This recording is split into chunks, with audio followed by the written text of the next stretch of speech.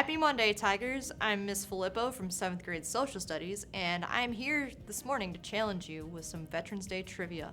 Let's see how you fare. So number 1, what war was Veterans Day originally created after? Was it A, Vietnam War, B, World War I, or is it C, World War II? If you answered B, World War I, aka the Great War, the war to end all wars, you would be correct.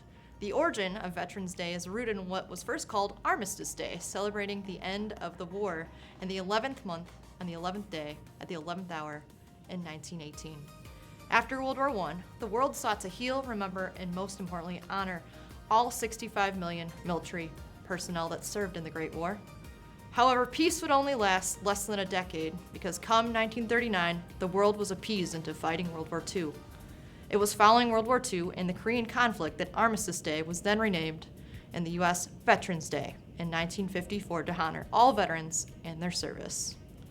Veterans Day today is celebrated nationally still November 11th, again this Friday. Now into number 2, true or false.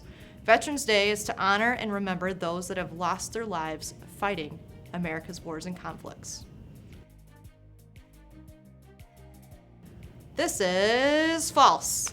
Not to be confused with Memorial Day, which remembers those who died serving in the military. Veterans Day is for all veterans, and those living and those that are no longer with us. The Veterans Affairs Department defines a veteran as any individual that serves in any branch of the military that raises their right hand to support and defend the people and the Constitution of the United States.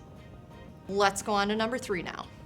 Which president served in the U.S. military? Is it A, James Monroe, B, Theodore Roosevelt, or C, Harry Truman, or D, all the above? So of the 45 presidents that have been elected to the office of the president, 31 of them have served in the United States military. George W. Bush actually being our last veteran who served in the Air Guard.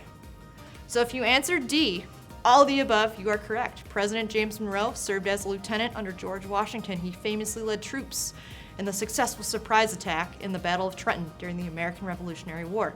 TR, or Theodore Roosevelt, served during the Spanish-American War in Cuba as second in command of the all-volunteer regiment, famously named the Rough Riders. For Roosevelt's bravery and leadership actions in the Battle of San Juan Hill, he posthumously was awarded and is the only president to receive the highest military honor, called the Medal of Honor. Finally, Harry S. Truman.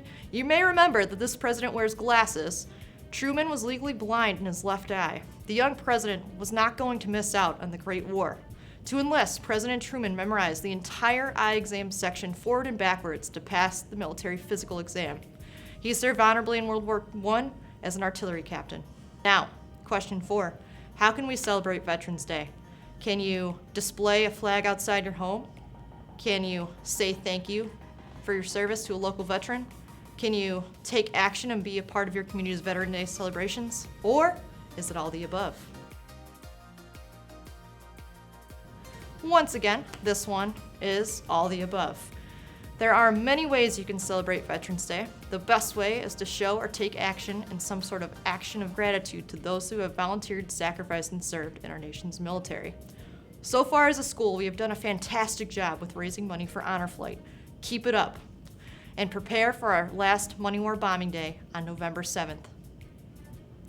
My final question. How many military veterans do we currently have in the United States? Is it 6 million? Is it B, 12 million? Or is it C, 18 million? And the final answer is 18 million military veterans are currently living in the United States, according to a U.S. Census from 2018. So, Hickory Creek, how did you do? Hopefully you either got a 5 out of 5 or you learned a bit more about Veterans Day.